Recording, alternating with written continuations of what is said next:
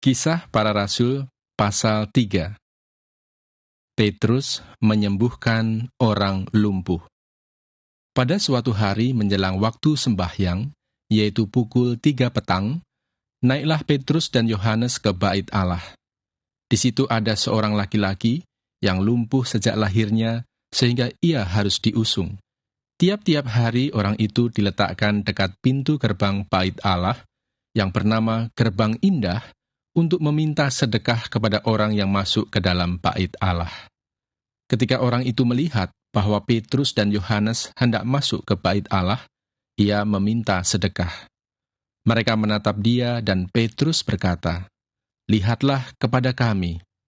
Lalu orang itu menatap mereka dengan harapan akan mendapat sesuatu dari mereka.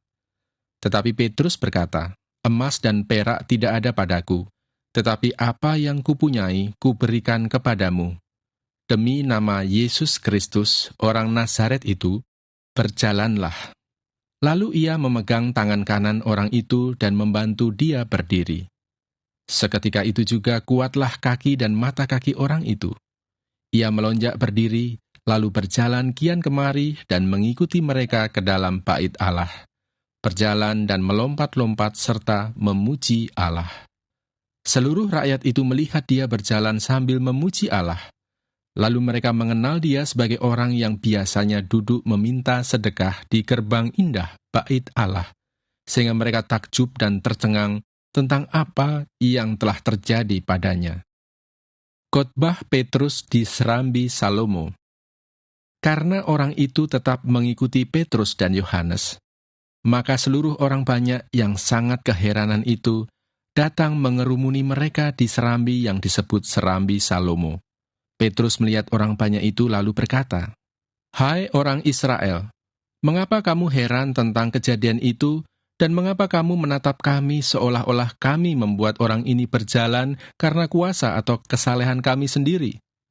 Allah Abraham, Ishak dan Yakub, Allah nenek moyang kita telah memuliakan hamba-Nya, yaitu Yesus yang kamu serahkan dan tolak di depan Pilatus, walaupun Pilatus berpendapat bahwa ia harus dilepaskan.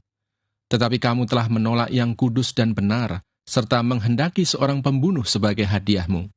Demikianlah ia, pemimpin kepada hidup, telah kamu bunuh. Tetapi Allah telah membangkitkan dia dari antara orang mati, dan tentang hal itu kami adalah saksi.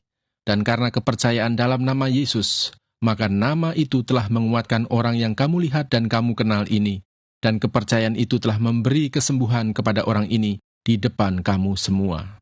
Hai saudara-saudara, aku tahu bahwa kamu telah berbuat demikian karena ketidaktahuan, sama seperti semua pemimpin kamu. Tetapi dengan jalan demikian, Allah telah menggenapi apa yang telah difirmankannya dahulu dengan perantaraan nabi-nabinya, yaitu bahwa Mesias yang diutusnya harus menderita. Karena itu sadarlah dan bertobatlah, supaya dosamu dihapuskan, agar Tuhan mendatangkan waktu kelegaan dan mengutus Yesus yang dari semula diuntukkan bagimu sebagai Kristus. Kristus itu harus tinggal di sorga sampai waktu pemulihan segala sesuatu, seperti yang difirmankan Allah dengan perantaraan nabi-nabinya yang kudus di zaman dahulu. Bukankah telah dikatakan Musa, Tuhan Allah akan membangkitkan bagimu seorang nabi dari antara saudara-saudaramu, sama seperti aku. Dengarkanlah dia dalam segala sesuatu yang akan dikatakannya kepadamu. Dan akan terjadi bahwa semua orang yang tidak mendengarkan nabi itu akan dibasmi dari umat kita. Dan semua nabi yang pernah berbicara, mulai dari Samuel dan sesudah dia, telah bernubuat tentang zaman ini. Kamulah yang mewarisi nubuat-nubuat itu dan mendapat bagian dalam perjanjian yang telah diadakan Allah dengan nenek moyang kita, ketika ia berfirman kepada Abraham, "Oleh keturunanmu, semua bangsa di muka bumi akan diberkati." Dan bagi kamulah pertama-tama Allah membangkitkan hamba-Nya dan mengutusnya kepada kamu, supaya ia memberkati kamu dengan memimpin kamu masing-masing kembali dari segala kejahatanmu.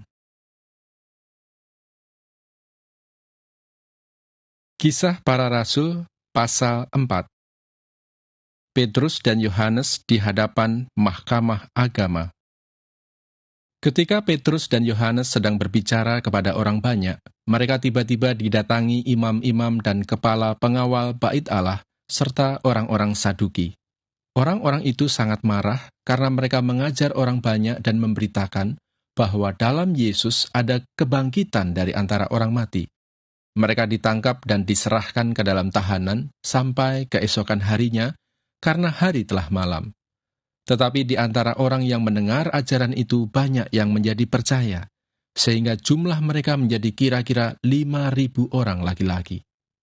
Pada keesokan harinya, pemimpin-pemimpin Yahudi serta tua-tua dan ahli-ahli Taurat mengadakan sidang di Yerusalem dengan imam besar Hanas dan Kayafas, Yohanes dan Alexander, dan semua orang lain yang termasuk keturunan imam besar. Lalu Petrus dan Yohanes dihadapkan kepada sidang itu dan mulai diperiksa dengan pertanyaan ini. Dengan kuasa manakah atau dalam nama siapakah kamu bertindak demikian itu? Maka jawab Petrus, penuh dengan Roh Kudus, "Hai pemimpin-pemimpin umat dan tua-tua, jika kami sekarang harus diperiksa karena suatu kebajikan kepada orang sakit dan harus menerangkan dengan kuasa manakah orang itu disembuhkan, maka ketahuilah oleh kamu sekalian dan oleh seluruh umat Israel, bahwa dalam nama Yesus Kristus, orang Nazaret, yang telah kamu salibkan, tetapi yang telah dibangkitkan Allah dari antara orang mati, bahwa oleh karena Yesus itulah orang ini berdiri dengan sehat sekarang di depan kamu. Yesus adalah batu yang dibuang oleh tukang-tukang bangunan, yaitu kamu sendiri, namun ia telah menjadi batu penjuru. Dan keselamatan tidak ada di dalam siapapun juga selain di dalam Dia. Sebab di bawah kolong langit ini, tidak ada nama lain yang diberikan kepada manusia yang olehnya kita dapat diselamatkan." Ketika sidang itu melihat keberanian Petrus dan Yohanes, dan mengetahui bahwa keduanya orang biasa yang tidak terpelajar, heranlah mereka, dan mereka mengenal keduanya sebagai pengikut Yesus. Tetapi karena mereka melihat orang yang disembuhkan itu berdiri di samping kedua rasul itu, mereka tidak dapat mengatakan apa-apa untuk membantahnya. Dan setelah mereka menyuruh rasul-rasul itu meninggalkan ruang sidang, berundinglah mereka dan berkata, "Tindakan apakah yang harus kita ambil terhadap orang-orang ini? Sebab telah nyata kepada semua penduduk Yerusalem bahwa mereka telah mengadakan suatu mujizat yang menyolok, dan kita tidak dapat menyangkalnya. Tetapi supaya hal itu jangan makin luas tersiar di antara orang banyak, baiklah kita mengancam dan melarang mereka, supaya mereka jangan berbicara lagi dengan siapapun dalam nama itu." Dan setelah keduanya disuruh masuk, mereka diperintahkan supaya sama sekali jangan berbicara atau mengajar lagi dalam nama Yesus. Tetapi Petrus dan Yohanes menjawab mereka, "Silakan kamu putuskan sendiri manakah yang benar di hadapan Allah, taat kepada kamu atau taat kepada Allah.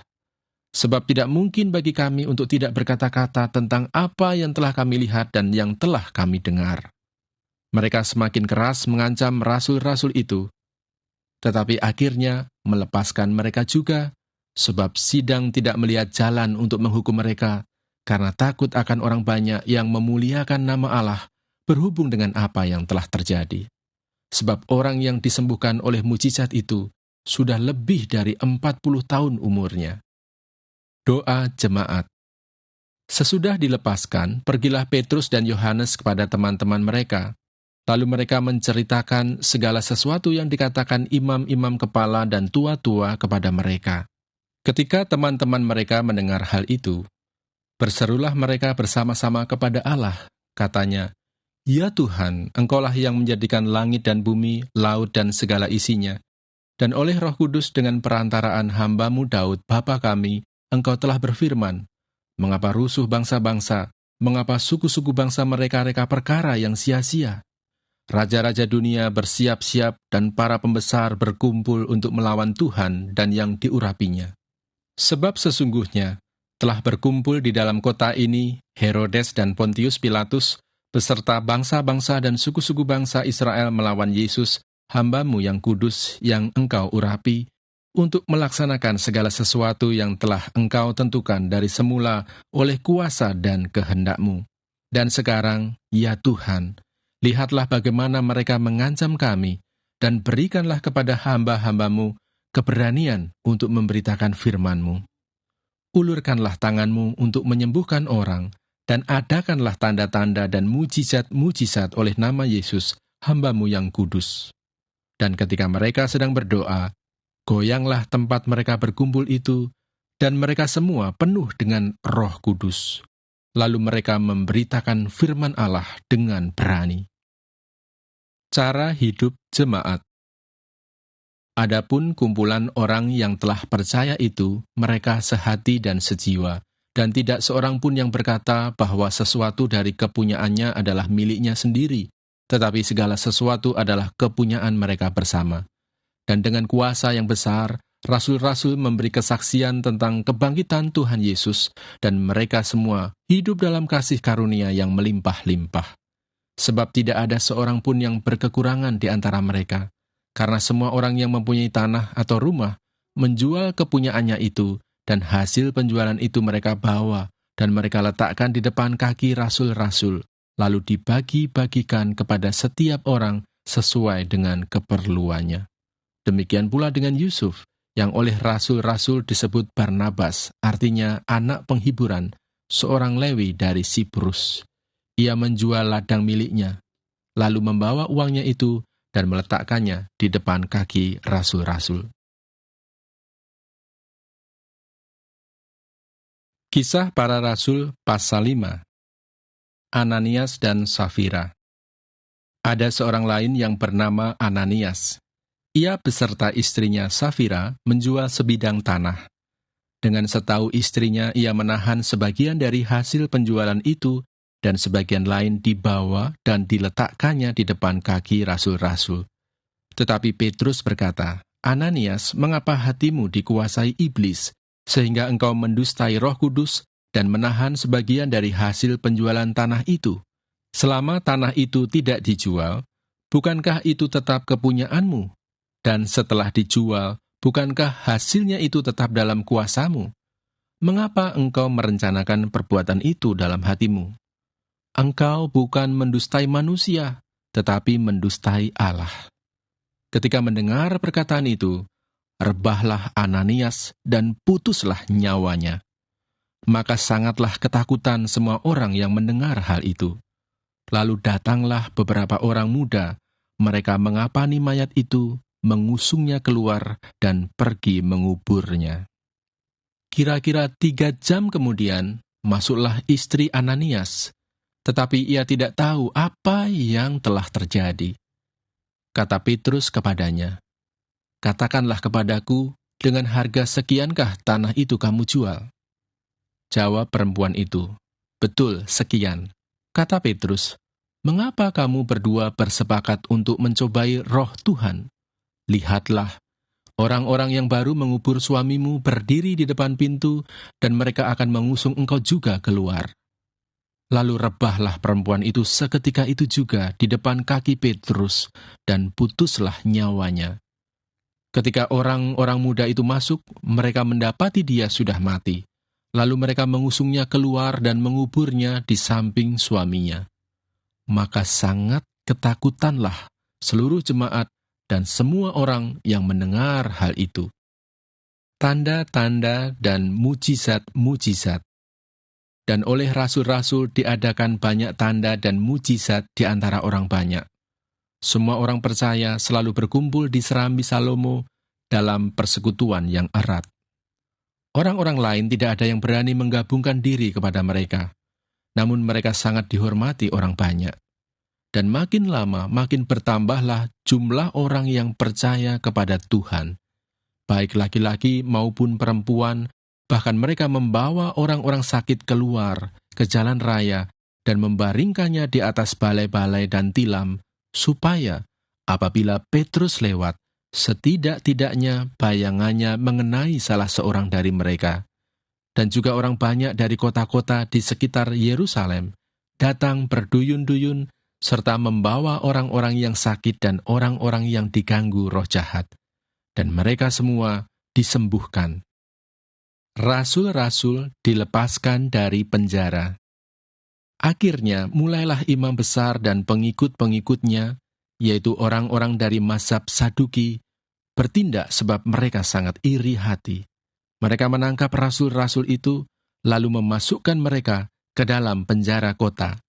Tetapi waktu malam, seorang malaikat Tuhan membuka pintu-pintu penjara itu dan membawa mereka keluar, katanya, "Pergilah, berdirilah di bait Allah, dan beritakanlah seluruh firman hidup itu kepada orang banyak." Mereka mentaati pesan itu, dan menjelang pagi masuklah mereka ke dalam bait Allah, lalu mulai mengajar di situ. Sementara itu, imam besar dan pengikut-pengikutnya menyuruh mahkamah agama berkumpul, yaitu seluruh majelis tua-tua bangsa Israel, dan mereka menyuruh mengambil rasul-rasul itu dari penjara. Tetapi ketika pejabat-pejabat datang ke penjara, mereka tidak menemukan rasul-rasul itu di situ. Lalu mereka kembali dan memberitahukan, katanya, "Kami mendapati penjara terkunci dengan sangat rapinya, dan semua pengawal yang ada di tempatnya di muka pintu. Tetapi setelah kami membukanya, tidak seorang pun yang kami temukan di dalamnya." Ketika kepala pengawal bait Allah dan imam-imam kepala mendengar laporan itu, mereka cemas dan bertanya, apa yang telah terjadi dengan rasul-rasul itu? Tetapi datanglah seorang mendapatkan mereka dengan kabar, "Lihat, orang-orang yang telah kamu masukkan ke dalam penjara ada di dalam bait Allah, dan mereka mengajar orang banyak." Rasul-rasul di hadapan mahkamah agama. Nasihat Gamaliel. Maka pergilah kepala pengawal serta orang-orangnya ke bait Allah, lalu mengambil kedua rasul itu, tetapi tidak dengan kekerasan, karena mereka takut kalau orang banyak melempari mereka. Mereka membawa keduanya dan menghadapkan mereka kepada mahkamah agama. Imam besar mulai menanyai mereka, katanya, "Dengan keras kami melarang kamu mengajar dalam nama itu, namun ternyata kamu telah memenuhi Yerusalem dengan ajaranmu, dan kamu hendak menanggungkan darah orang itu kepada kami." Tetapi Petrus dan rasul-rasul itu menjawab, katanya, "Kita harus lebih taat kepada Allah daripada kepada manusia. Allah nenek moyang kita telah membangkitkan Yesus yang kamu gantungkan pada kayu salib dan kamu bunuh. Dialah yang telah ditinggikan oleh Allah sendiri dengan tangan kanannya menjadi pemimpin dan juru selamat, supaya Israel dapat bertobat dan menerima pengampunan dosa. Dan kami adalah saksi dari segala sesuatu itu. Kami dan Roh Kudus yang dikaruniakan Allah kepada semua orang yang mentaati Dia." Mendengar perkataan itu, sangatlah tertusuk hati mereka, dan mereka bermaksud membunuh rasul-rasul itu. Tetapi seorang Farisi dalam mahkamah agama itu, yang bernama Gamaliel, seorang ahli Taurat yang sangat dihormati seluruh orang banyak, bangkit dan meminta supaya orang-orang itu disuruh keluar sebentar. Sesudah itu ia berkata kepada sidang, "Hai orang-orang Israel, pertimbangkanlah baik-baik. Apa yang hendak kamu perbuat terhadap orang-orang ini? Sebab dahulu telah muncul si Teudas yang mengaku dirinya seorang istimewa, dan ia mempunyai kira-kira 400 orang pengikut. Tetapi ia dibunuh dan cerai-berailah seluruh pengikutnya dan lenyap.